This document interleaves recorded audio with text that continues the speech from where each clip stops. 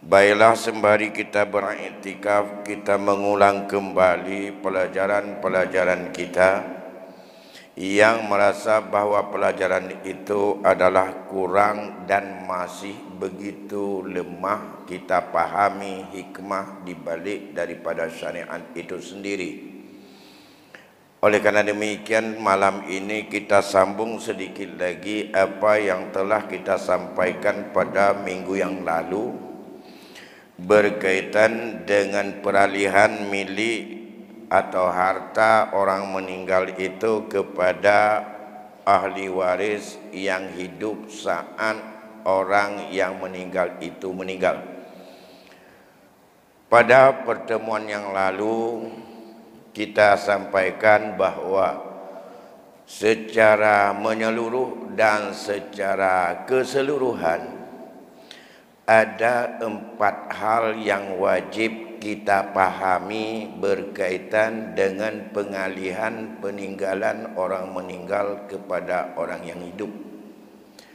Yang pertama harus kita pahami apa saja yang ditinggalkan oleh si mayit.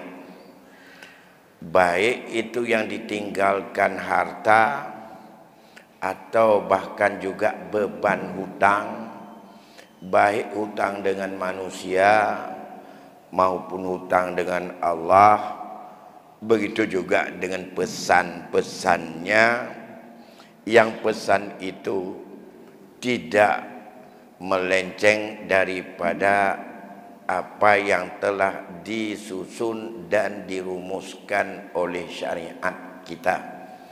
Bukan pesan seperti apa yang pernah diingat dan dipikir serta daripada rekayasa atau pemikiran akal manusia tanpa merajuk kepada ketentuan agama.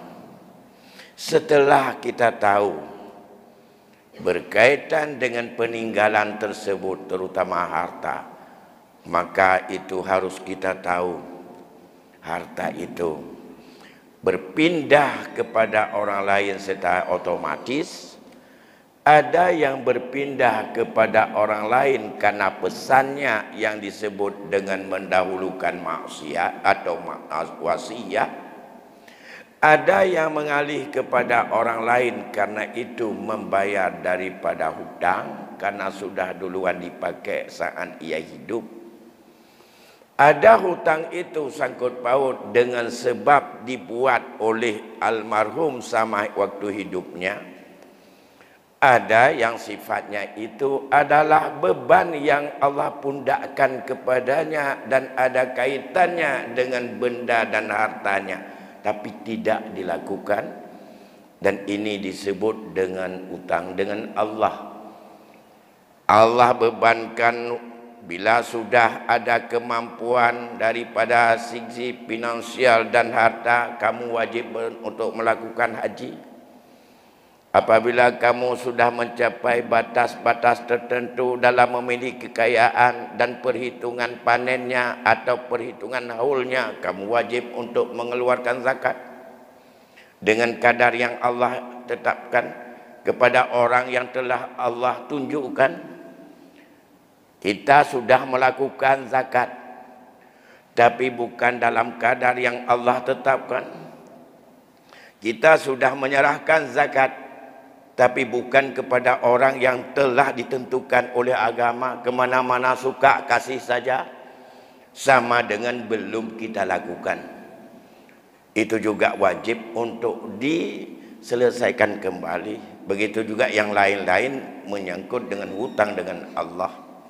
Fidyah puasa, kafarat sumpah, dan kafarat dihar, semua yang harus dilakukan. Tapi bila tidak dilakukan terkait dengan perbuatan itu harus ditebus dan dibayar dengan uang. Itu berkaitan dengan harta. Sisanya adalah milik kepada ahli waris. Itu sudah kita gambarkan sejenak. Penting untuk diketahui siapa ahli waris. Itu faktor yang kedua. Dan berapa hak ahli waris? Itu masalah ketiga. Dan bagaimana cara membaginya? Itu persoalan keempat. 4 persoalan inilah yang harus untuk kita selesaikan. Malam ini kita baca sekilas berkaitan siapa ahli waris. Tidaklah dalam satu ketika semua orang yang ada sebab untuk saling mewarisi itu menjadi ahli waris. Saat seseorang meninggal, tidaklah semua orang yang ada sebab untuk mewarisi menjadi ahli waris. Sebab mewarisi ada 3. Karena sebab hubungan kerabat, sebab karena perkawinan, dan sebab karena pemerdekaan budak. Hanya 3 sebab. Sebab-sebab yang lain sudah kita sampaikan itu tidak termasuk menjadi saling mewarisi. Sebab tabani tidak saling mewarisi. Sebab anak angkat, sebab karena ridha, karena susuan tidak saling untuk mewarisi. Sebab karena musyawarah jadi bisan ataupun menjadi anak itu anak tiri atau anak isteri tidak saling mewarisi. Dan itu semua tidak hanya hubungan kerabat. Dan tidak semua yang ada sebab dengan 3 sebab tersebut dalam satu kondisi menjadi ahli waris. Mereka menjadi sebab mewarisi, tetapi tidaklah setiap saat meninggal orang yang meninggal ia jadi ahli waris. Andai kata seluruh ahli waris ada, maka yang menjadi orang menjadi ahli waris hanya 5, seperti yang kita sampaikan pada minggu yang lalu. Anak perempuan, anak laki-laki, ayah si mayit, ibu si mayit, isteri si mayit, atau suami si mayit. Hanya itu. Lantas kalau salah satu di antara mereka tidak ada atau tidak ada semuanya, barulah lihat kepada siapa lagi yang menjadi ahli waris. Belum bicara berapa hak mereka. Tanpa mengenal siapa ahli waris, penetapan ahli waris yang fasid itu adalah perbuatan yang sangat keliru dalam agama dan memberikan sesuatu yang bukan haknya kepada orang yang tidak punya hak untuk mendapatkannya. Termasuk masalah ini menyangkut penetapan ahli waris. Ada yang kadang-kadang dalam hukum perdata, sebelum meninggal kita sudah menetapkan siapa ahli waris atas saya. Dan itu adalah dibukukan secara permanen. Begitu meninggal baru dibuka. Ada seorang yang meninggal dunia, ia sudah menetapkan yang menjadi ahli waris adalah anak angkatnya.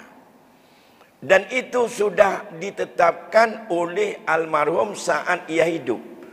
Dan itu ada dipegang oleh seorang yang ia adalah sebagai pembuat akta atau PPAT. Dan akibatnya apa? Dan itulah yang dianggap ahli waris. Kemudian juga kita, begitu meninggal, harus ada penetapan ahli waris. Dengan sebab kedudukan tertentu harus ada penetapan sebagai ahli waris. Ditetapkanlah ahli waris. Kalau penetapan ahli waris hanya sebahagian, itu fasid. Misalnya yang menjadi ahli waris isteri, anak. Anak perempuannya misalnya dan isteri. Ayah tak dimasukkan, ibu tak dimasukkan, padahal dia masih hidup. Kalau tidak ada ayah, berpindah ahli waris siapa? Tentu saja kakek. Kalau ada ayah, kakek bukan ahli waris. Ditetapkan tidak seluruh ahli waris. Itu fasid dan itu zalim. Bahkan juga musyawarah ahli waris dengan jalan dalam rangka untuk bagi sama rata atau dengan islah atau dengan damai atau dengan perdamaian. Apabila tidak seluruh ahli waris dihadirkan, itu juga apa? Fasid. Kalau fasid sama dengan zalim. Hak orang yang tidak dihadirkan, ia adalah tidak halal walaupun kecil. Karena mengapa? Penggabungan dan percampuran hak kepada ahli waris terjadi secara otomatis, tak perlu harus ada akad syirkah. Itu terjadi secara otomatis. Karena Allah telah menetapkan, andai kata seorang meninggal dunia berpindah harta kepada yang lainnya dengan kadar yang berbeda-beda, maka itu tanpa perlu harus akad, ijab kabul atau musyawarah atau pernyataan atau penulisan, itu sudah berpindah hak kepada masing-masing orang. Sama dengan ada satu dompet harganya 10.000, ini adalah bagian dari 10.000 itu kepada seluruh ahli menurut kadar masing-masing, tidak hanya pada dompet. Kalau demikian, apakah ini bisa disebut bahwa ini hak anak, ini hak isteri, ini hak? Sebelum untuk dihitung semuanya dan diperjelas hukumnya, semua adalah ada campur di situ. Bak motor na milik mendum-mendum hinan. Yang mentemang di tengah na milik hinan. Yang mentemang sepernam na hinan. Yang mentemang seperlapan na hinan. Bak motornya mendum. Bak tanah menancit. Bak nehun menancit, bak kedai menancit, bak mandum-mandum daripada juzuk-juzuk peninggalan, itu semuanya milik orang ramai. Otomatis, kalau milik orang ramai yang sudah beralih secara otomatis tanpa ada dengan membuat sebuah akad, maka mengelola sesuatu yang ramai, apakah mereka tahu di situ ada haknya atau tidak? Apakah mereka tahu besaran haknya atau tidak? Maka di situ siapa mengelolanya, dia mudah terjebak kepada penyimpangan. Kalau dia terjebak kepada penyimpangan, maka akan dia perbuatannya menzalimi hak orang lain. Tanpa ridha orang tak pernah bisa lepas. Karena berpindah itu secara otomatis, maka kebiasaanlah masyarakat, bila isteri meninggal dunia atau suami meninggal dunia, lantas semua itu dikelola oleh pasangannya. Meninggal suami, semua tidak dibagi-bagi dulu, duduk bersama dengan ibu-ibunya. Dengan sebab dan alasan mama itu kan belum ada yang tanggung jawab, kami juga harus memberikan kepada mama. Kalau demikian, biarlah kami itu tak perlu dibagi. Okey, dengan anak-anak itu. Tapi siapa jamin bahwa mamanya itu berapa hari lagi usianya? Karena sudah beralih tadi daripada orang yang meninggal, bukan hanya kepada isteri dan anak saja, tapi harta itu sudah beralih juga dengan kadar yang tertentu kepada ayah si mayit, mak tuan daripada rumah gedenya, ibu si mayit, ibu mertua daripada isteri si mayit, mama dari anak-anak. Mereka tak pernah terhalang. Nah, kemudian meninggal ibunya, hak ayah si mayit ada dalam kumpulan harta tadi. Sedangkan si ibu yang mengambil pusaka bukan ayah mertua, harta bak si ibu yang mengambil pusaka anak atau anak dia dan ayahnya dan ibunya. Ayahnya dan ibunya tidak punya hak mengambil pusaka daripada harta daripada menantunya. Dia tidak punya hak di situ. Tapi dia punya hak pada harta anaknya, itu isterinya. Nah, kalau saat itu dibagi, berapa harta yang harus diberikan kepada ayah mertuanya atau nenek mereka, ayah daripada ayahnya. Ayahnya itu belum tentu yang menjadi ahli waris cucu yang ini.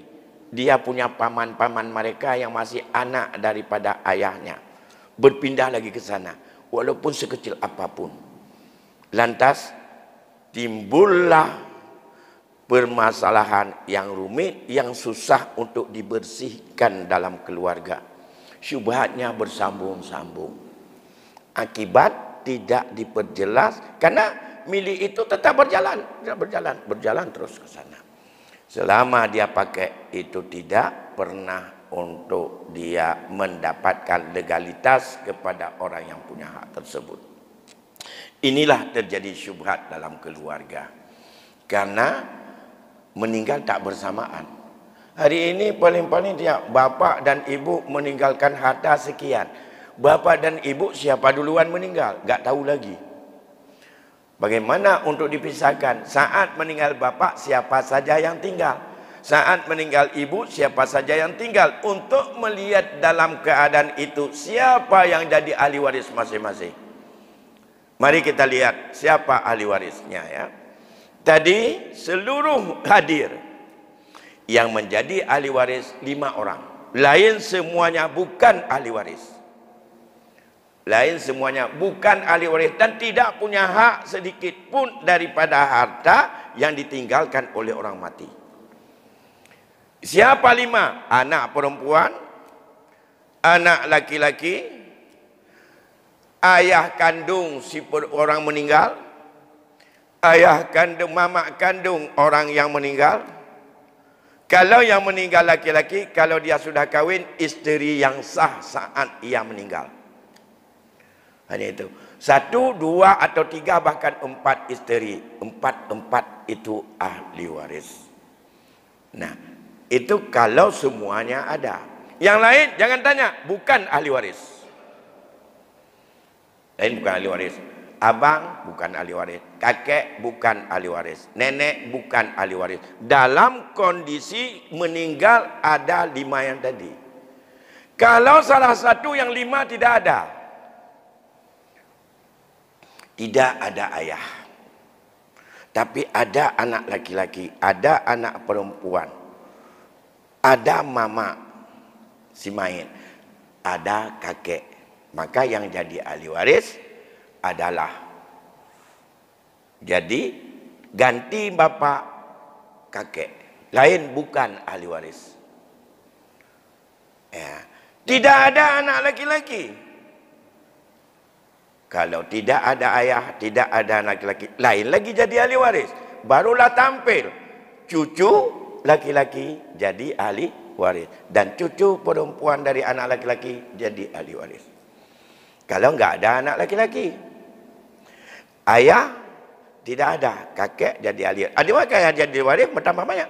Cucu laki-laki, cucu perempuan dari anak laki-laki, dan kakek, ibu, suami atau isteri. Masih 5.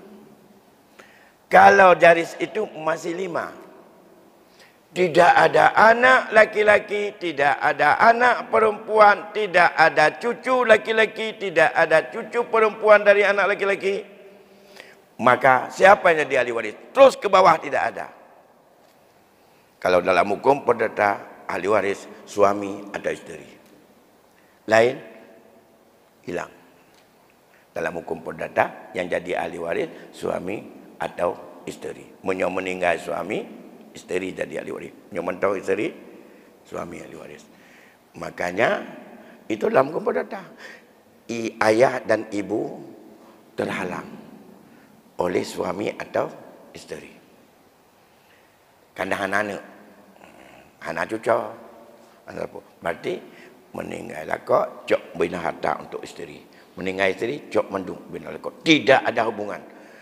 Karena pengaruh inilah seolah-olah meninggal salah satu suami istri, seolah-olah yang tinggal itulah yang mengambil alih semuanya harta. Padahal yang menurut hukum Islam bukan demikian. Kalau seorang laki-laki meninggal, gak ada anak, gak ada cucu dia, maka yang jadi ahli waris adalah ayah, ibu, istri. 3 orang itu. Kalau sekarang tidak ada ayah sudah meninggal, ada kakek, berarti itu saudara-saudarinya tidak terhijab atas satu kaul. Baru tampil saudara. Jadi kalau kita urutkan daripada saudara, saudara kandung atau saudara sebapak, kapan mereka jadi ahli waris? Ada tu meninggal, abang tu meninggal. Kapan kita jadi ahli waris? Bila tidak ada anak laki-laki, enggak ada cucu laki-laki dari anak laki-laki, dan tidak ada ayah si mayat. Baru katanya saudara jijit ke ahli waris. Ini belum berapa dapat nanti. Ini yang harus dilihat urutnya. Tidak ada anak, tidak ada cucu, tidak ada ayah, tidak ada kakek, tidak ada saudara, tidak ada saudari. Sebapak, seibu, dan seibu sebapak, bahkan seibu. Siapa ahli waris? Tetap ada ahli waris. Jangan pikir kalau enggak ada anak, enggak ada ayah, enggak ada ibu, lantas tidak ada ahli waris. Bukan. Enggak ada abang, enggak ada adik. Enggak ada ahli waris. Siapa ahli warisnya? Kalau itu tidak ada, maka yang jadi ahli waris anak laki-laki saudara sekandung atau anak laki-laki saudara sebapak. Belum naik kepada saudara bapak, paman, belum naik kepada paman. Paman, baik paman seibu sebapak, itu masih dia bukan ahli waris karena sifatnya ahli waris. Inilah yang wajib untuk dipahami. Setiap kondisi orang yang meninggal, tidaklah semua orang yang ada hubungan bisa mewarisi itu jadi ahli waris. Dan tidak pernah untuk bisa menyerah mencari ahli waris. Tidak mencari ahli waris salah satu juga perbuatan yang membuat aniaya dan tidak halal. Sesuatu di dalam Islam yang disuruh cari tidak kita cari, bahkan kita tutup-tutup, itu adalah perbuatan yang salah. Karena seseorang meninggal dunia, kita tidak tahu anaknya enggak ada, adiknya enggak ada, kakaknya enggak ada, siapapun enggak ada. Kalau demikian, ia tidak punya ahli waris. Tidak bisa seperti itu. Cari dulu, ayahnya siapa nama? Saudara ayahnya siapa? Anak-anak dari itu siapa? Cari dulu. Setelah dicari tidak ada, maka cari yang zawil arham, keturunan daripada ibu-ibu ataupun keturunan daripada keluarga yang pihak ibu. Setiap ahli waris yang diselang oleh perempuan, maka keturunannya zawil arham. Cari itu dulu. Tidak bisa kita katakan bahwa tidak punya ahli waris.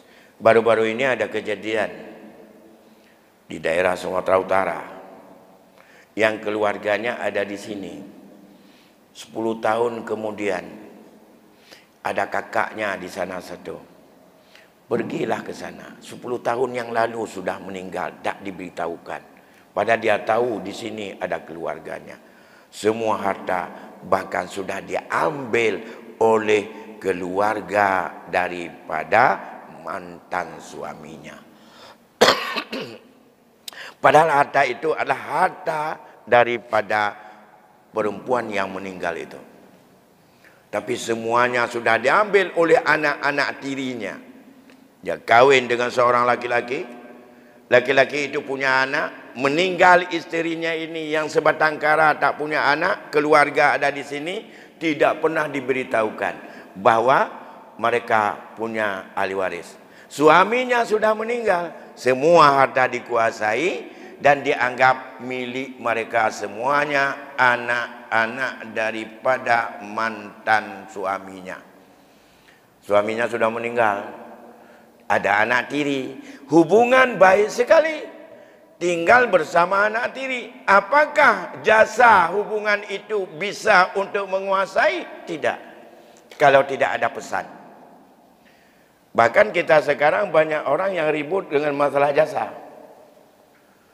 Satu keluarga, anaknya entah kemana, lantas orang tuanya tinggallah dengan seorang cucu dari anak perempuan, 12-13 tahun diurus oleh dia, diberi obat, dimasak nasi, dan pokoknya dia khadimnya. Sekarang meninggal.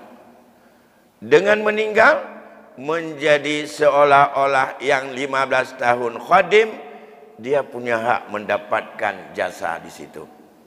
Tidak ada. Kalau ingin dapat jasa, buat akad lebih duluan. Saya ini bukan ahli waris. Saya menjaga kakek atau nenek. Lantas nanti ahli waris kakek atau nenek ada di Jakarta, ada di Medan, ada di Singapura, ada di mana-mana. Saya ini zawil arham. Cucu kakek dari pihak anak perempuan mama saya sudah meninggal. Saya sayang kali sama bapak. Tetapi saya tidak punya warisan apapun daripada kakek. Sekarang kakek mau enggak membayar saya? Oh, mak kerah salahnya. Cik kerah masalah peng. Masalah peng kerah. Oleh kerana mereka perdekat saja dengan pihak kakeknya. Kakek sekarang wasiatkanlah, berwasiatlah kakek. Tak apa-apa untuk minta. Tolong kakek wasiat, andai kata kakek meninggal dunia nanti, rumah ini dan pulan ini adalah saya wasiatkan untuk diberikan kepada cucu yang menghadamku 15 tahun. Tapi itu anak tu jangan mati, nanti bak gerak kamu meninggal ini. Wasiat. Itu milik dia penuh. Dan tidak halal diambil oleh ahli waris. Apa susahnya dengan berwasiat? Ini kepada kita-kita ini ya, nggak punya anak, nggak punya keluarga, tapi kita tinggal dengan cucu. Yang cucu kita itu adalah bukan ahli waris, karena masih ada anak-anak kita yang ramai merentetan. Otomatis cucu yang bapaknya sudah meninggal ini nggak dapat. Sekarang pesan wasiat. Wasiat dalam Islam tak perlu harus untuk harus dinotaris. Ucapkan saja, hei dengku imum. Nyol pegah badar dengku imum. Bila nanti aku singkat usia saya, ini cucu saya lah yang menjaga saya selama ini. Maka andai kata aku meninggal dunia, sepertiga daripada hartaku milik dia. Tanya icok-icok jintu. Itu tidak ada ahli waris yang bisa untuk menghandam ataupun untuk menghambatnya. Itu milik dia penuh. Nah, dan haram diambil sebelum selesai. Ini perintah Allah. Mim ba'di wasiyatin yusibiha audan. Berikan dulu kepada wasiat-wasiat yang itu sah karena dia bukan ahli waris. Tak perlu harus ketergantungan kepada kakaknya ataupun ya kepada seluruh anak-anak atau mabitnya atau pamannya yang ada jauh dengan dia. Pulang enggak apa-apa. Wasiat sudah ada dan itu sudah sah. Nah, sementara ini kalau saya wasiat untuk dia, nanti kalau aku miskin aku makan apa? Kita berpikir kadang-kadang seperti demikian, Pak. Ini kalau saya wasiat, nanti kalau saya miskin, saya mau makan apa? Tidak apa-apa. Wasiat boleh dibatalkan. Kalau sudah betul dan kita butuh, tak perlu harus untuk mencabut dengan ucapan wasiat itu. Tapi boleh dan tidak ada hukumnya itu adalah makruh pun tidak. Kebetulan ini butuh duit dan kita ingin untuk mau beli mobil. Tanah yang sudah kita wasiatkan untuk dia, untuk cucu kita yang menjaganya, sekarang kita ambil dan kita jual. Sah. Karena wasiat belum berpindah milik. Masih milik kita. Dengan dijual, ditasarufkan ataupun dipergunakan daripada harta yang diwasiatkan, otomatis itu adalah bentuk pembatalan terhadap wasiat. Tidak harus diganti yang lain. Itu bentuk membatalkan wasiat dari pihak orang yang berwasiat. Apa susahnya? Mengapa kita tidak mau berwasiat? Masalah anak patah titik, apa yang susahnya dengan kita berwasiat? Inilah yang kita kadang-kadang tidak mencari celah hukum yang membuat orang yang akan kita tinggalkan tenang. Tapi kalau diwasiat, ia tidak rugi. Oh, kita misalnya takut nanti miskin, ambil kembali, jual. Bisa saja dijual. Ini ahli waris. Maka seluruh ahli waris yang ada sebab mewarisi, apakah dia zawil furud ataupun ia itu asabah, yang ada dalam 25 orang yang pernah kita sampaikan dulu, 10 orang perempuan dan 15 orang laki-laki, itu ahli waris. Tapi tidak dalam setiap saat mereka menjadi ahli waris, karena berlaku daripada siapa menghalang siapa. Siapa? Saya ulang kembali sekilas. Yang perempuan 10 orang yang ahli waris. Ahli waris pokok. Siapa? Anak perempuan. Cucu perempuan dari anak laki-laki. Ibu si mayit. Nenek si mayit. Kemudian nenek si mayit pihak bapak. Kemudian saudari kandung si mayit. Saudari sebapak si mayit. Saudari seibu si mayit. Kemudian baru yang ke-9 isteri si mayit. Yang ke-10 orang yang memerdekakan si mayit, dia perempuan, disebut dengan mu'tiqah. Ada lebih dari itu. Nah, itu ingat. Tapi tidak 10-10-nya dalam satu ketika menjadi ahli waris. Di antara yang 10 itu 8 karena hubungan kerabat. 1 karena perkawinan isteri. 1 karena pemerdekaan budak dengan atau wilayah. Hanya itu. Apa susah menjaga hukum Allah? Apa susah untuk menghindar daripada neraka Allah? Oleh karena demikian, nafsu ini dia mencari jalan gampang. Padahal hasilnya mudah, halal, baik apabila kita mau mencari jalan yang halal. Walaupun dengan hilah yang akan kita cari, menghindar daripada tak tabrak dengan ayat Allah, tak tabrak dengan hadis Rasul. Dan inilah orang yang tidak kadang-kadang susah dibilang, bahkan terkesan ilmu ini susah kali. Yang laki-laki 15 anak laki-laki, cucu laki-laki dari anak laki-laki, ayah, kakek, saudara kandung, saudara sebapak, saudara seibu, anak laki-laki saudara kandung, anak laki-laki saudara sebapak, paman kandung, paman sebapak, anak laki-laki paman kandung, anak laki-laki paman sebapak. 2 orang lagi, suami dan mu'tiq, laki-laki yang memerdekakannya. Hanya 15 orang. Tambah 10, 25. Kok berat sekali sih mengingat. Tapi itulah yang saya bilang tadi, 25 ini bila kumpul semuanya, 5 yang menjadi ahli waris. Ayah, ibu, anak laki-laki, anak perempuan. Kalau meninggal suami, istri. Kalau meninggal istri, suami. Hanya 5 itu. Karena tak pernah bertemu dua-dua ada suami istri. Seorang meninggal dunia, ia meninggalkan suami istri, tidak ada. Tapi yang ada seorang meninggal dunia meninggalkan istri. Atau orang meninggal dunia, ia tinggalkan suami. Ditinggalkan suami dan istri tidak terjadi. Mengapa? Karena nggak tahu siapa yang meninggal. Karena semua dikata suami, istri, paman, macam-macam. Itu sebutan si mayit kepadanya. Bukan sebutan ahli waris kepadanya. Makanya kadang-kadang yang susah untuk kita pahami, seorang meninggal dunia, ia tinggalkan mama. Rupanya mama anak-anak, padahal istri si mayit. Itu bukan mama. Karena sebutannya adalah orang meninggal, bukan sebutan ahli waris anaknya. Kalau orang meninggal menyebutnya itu istri. Kalau anak menyebutnya mama dia. Menyangkut isteri boleh mama, boleh tidak. Yang penting orang meninggal itu dia tinggalkan isteri yang sah saat ia meninggal. Anaknya boleh anak dari isteri itu, boleh anak dari isteri yang lain. Maka sebutannya adalah sebutan orang yang meninggal. Nah, itu yang saya bilang tadi. Andai kata 25 ini ada di antara mereka yang tidak ada menurut urutan masing-masing, maka saat itu yang menjadi ahli waris berpindah kepada siapa derajatnya yang paling dekat.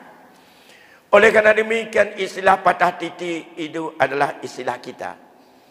Dalam ilmu faraid tak pernah dikenal patah titik, yang ada anak menghalang cucu. Kalau sudah ada anak maka cucu adalah urutan selanjutnya, bukan patah titik.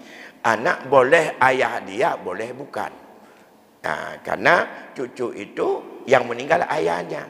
Yang ngambil pusaka bukan pusaka ayah dia, mengambil pusaka nenek, kakek. Kakek itu punya anak, dia cucu. Maka cucu terhalang dengan sebab ada nenek, ataupun dengan sebab ada dari paman-paman dia yang merupakan anak dari. Nah, ini ahli waris. Setelah kita tahu ahli waris, rumitnya disebut dengan ilmu ini, itulah pada hijab mahjub. Ya.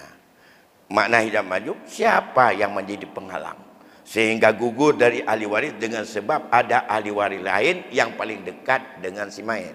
Maka itulah, maka ilmu ini disebut dengan hijab mahjub, dan inilah yang disebut oleh para ulama haram memutuskan tentang pembagian pusaka kalau tidak menguasai ilmu hijab mahjub, karena dikhawatirkan memberi kepada orang yang tidak berhak, dia punya hak akan hak orang lain. Maka inilah yang terjadi.